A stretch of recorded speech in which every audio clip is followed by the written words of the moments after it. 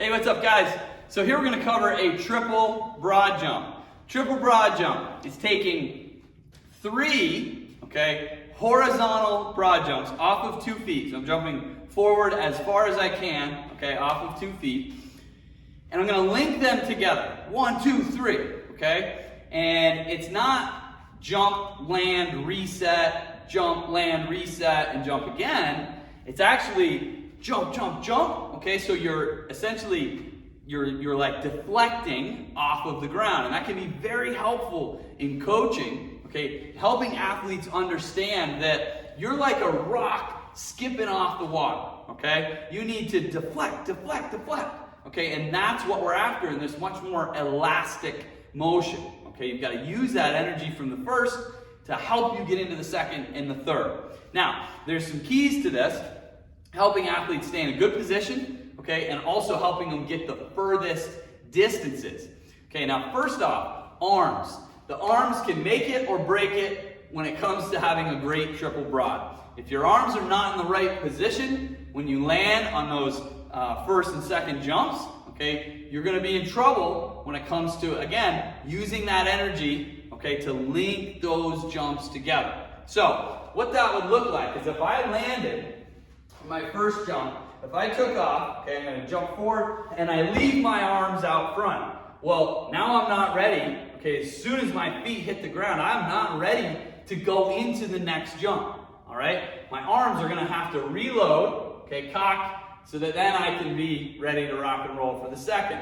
So you have to be cycling them in the air. You have to be prepared, before you even hit the ground, so that as soon as you touch down, you can bang, explode into the next. It would look like this. All right, so my arms were back. That was a double broad. Now, the last piece, or the second tip that can be really helpful here is helping athletes gauge their distance. Because if they go too far on the first jump, they're going to land. All right, if I go real big on my first, I'm going to land. And now I'm too heavy, right? It's like, again, back to the rock analogy. If I throw that rock straight down at the water, all right, it's not going to skip. Whereas if I throw that rock at a good angle, like the happy medium between vertical and horizontal, now that rock has the opportunity to skip and deflect across the water.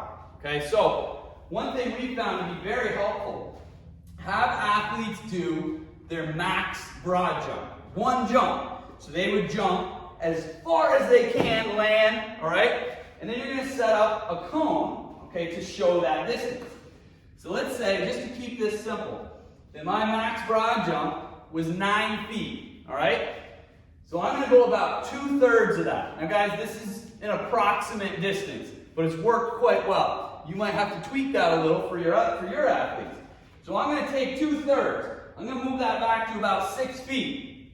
And then I'm going to have a second cone, third cone, that's at, or this would be their second jump, that would be at another 6 feet. So essentially, I've got 12 total feet here.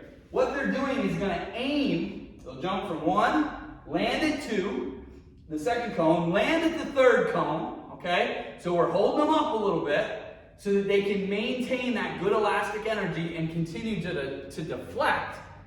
Then, when they land here, that's when they can go all out, for their third jump. So it would look like this. I start back here at number 1. I'll hold up on the first 2.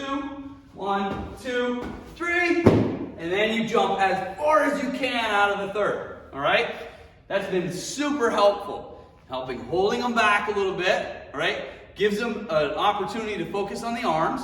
Landing more forward as opposed to landing bang deep here. And then there's no way that you're going to deflect into the next one.